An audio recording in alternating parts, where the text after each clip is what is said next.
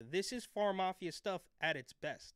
Sell HIV drug meds, throw around millions of dollars between ad spends and lawsuits, give a pinch of the drug money to the youth center, like Avon Barksdale or Nino Brown on Thanksgiving, build an LGBTQ center, which is code word for drug-induced gay sex fest dungeon, push their alphabet agenda with diabolical propaganda that I can't imagine would resonate with even a single soul in or outside of their target demo of little kids and AIDS patients, litter their website with DEI and ESG insanity, and then pretend they're the good guys. What is up?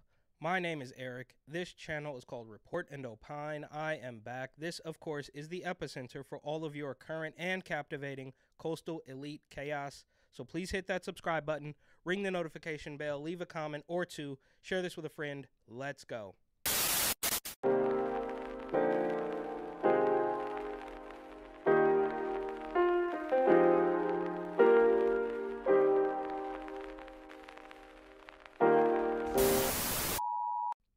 Gilead Sciences. I hadn't heard of this company until fairly recently, at least by name. I'd heard of some of their drugs, I think we all had, but I never really looked into who made it.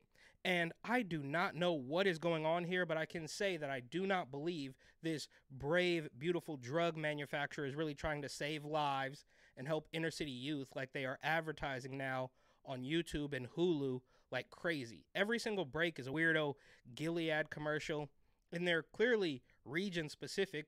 The company is based in Foster City, California, not far from Oakland, and they are going absolutely ham trying to convince Bay Area and perhaps more specifically Oakland residents to buy their drugs. They're pushing this bizarre agenda that they have to know very few people are going to accept. And I get it. Bay Area, San Francisco, everybody gay. But I don't know, man. Take that gay agenda to deep East Oakland and see how it goes over. I'd be willing to bet none of these Gilead bigwigs would dare go door to door, set up a table and tent in deep East Oakland and start handing out rainbow flags and promoting AIDS medication.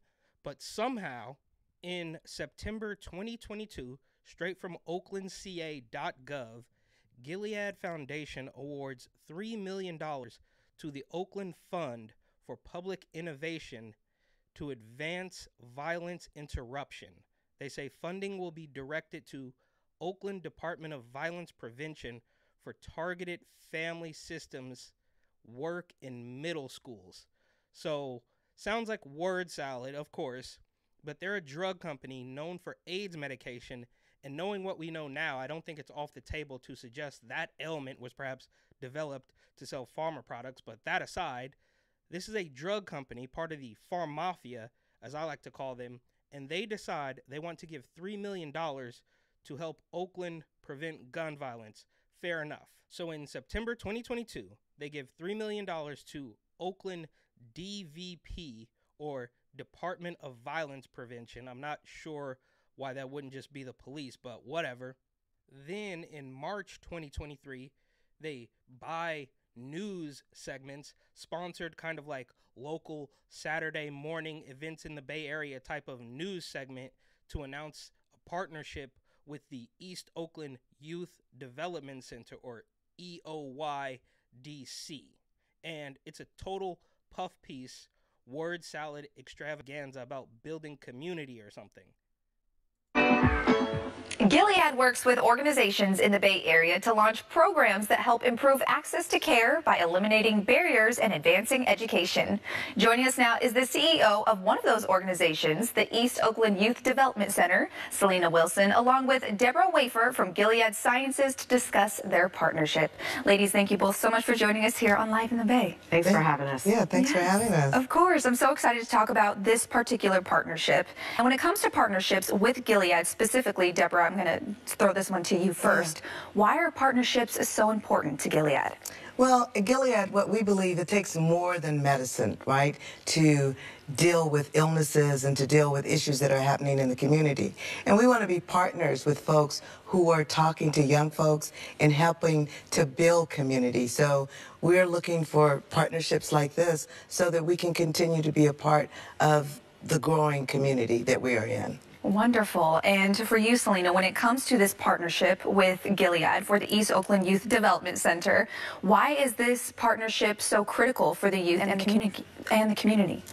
Absolutely. So one of the things that I often tell funders is that at EOYDC, we're really looking to build relationships. And as important as the funding is, because we do offer all of our programming at no cost to the families that we serve, the relationships are also key. And so Okay, this interview goes on for like 10 minutes. It doesn't make any sense, but towards the end, she does mention that the EOYDC gave away $150,000 in scholarships and $300,000 in stipends through internships last year.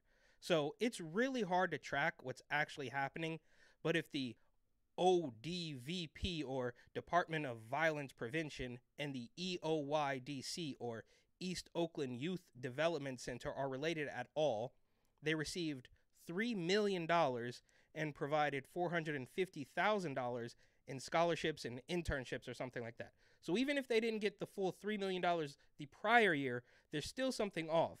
Because if they got $3 million this year and they happen to give away $500,000, which is $50,000 more than they did last year, they're still between $2 and $2.5 million in the ether. And I assume they paid for all the ads they're running and maybe gave away some fruit-flavored condoms. But where's the rest? A backpack giveaway? Turkeys in the hood? I don't know. Something's not right. And here's a couple of their YouTube videos with the comments conveniently turned off. I moved here to the Bay Area, and I thought San Francisco is the gay mecca, but that bridge is a huge divider. In San Francisco, they have access to so many resources around HIV testing and treatment, whereas in Oakland, which has had a state of emergency in the African American community since 1995. So he admits right there that San Francisco and Oakland are two very different things, which is the point I was making at the beginning, is that you can't take this weirdo LGBTQ plus BBQ CIA stuff to Oakland and expect for it to float. We still continue to see increases. Just here in our clinic, since we opened 2 years ago, 100% of the people who tested positive for HIV were African American.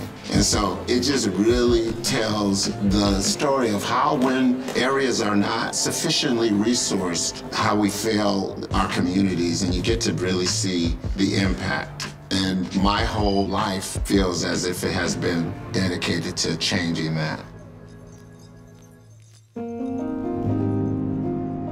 Growing up. Look, there's a whole nother segment to this video, which they do repost at a later date. But this is from April 12th, 2023. And as you can see, YouTube has put the little context banner below the video. Oakland LGBTQ Center and Gilead working together to support communities impacted by HIV. And on that very same day, April 12th, 2023, they post another video. East Oakland Youth Development Center and Gilead advancing health equity for the next generation. What we aim to do here at the East Oakland Youth Development Center is to provide an ecosystem of holistic support. We try to create that long-term, sustained relationship that young people really need to weather all of the seasons of their developmental experience.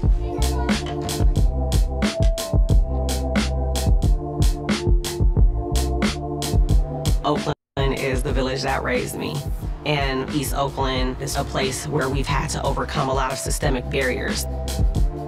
I ask folks who look at our young people and all they see are their imperfections to look at the environment. What can we do to create a more nurturing environment? How can we create an ecosystem of support so that they can really flourish? That's the rose that grew from concrete. That's powerful. And I was that rose. Well, she's pretty full of herself. She is the rose, and she drops several buzzwords: holistic, systemic, nurturing, whatever. It all means absolutely nothing. And that goes on for another 4 or so minutes. And she actually drops the same line in that video that she did in that paid news segment, where she says something along the lines of, "We don't see them," that's the children, "we don't see them as just the leaders of the future, but also the leaders of today." Almost like she's been trained to repeat those lines. Then on June 1st, 2023, they post the second half of the first video they posted, but they title it a little differently, saying, "Supporting the LGBTQ plus community in Oakland. Love is the answer," and it couldn't really be any more generic than that. It doesn't mean anything at all. And while all that's happening, September 25th, 2023, HIV drug maker will pay $246 million to settle a lawsuit over generic meds delay.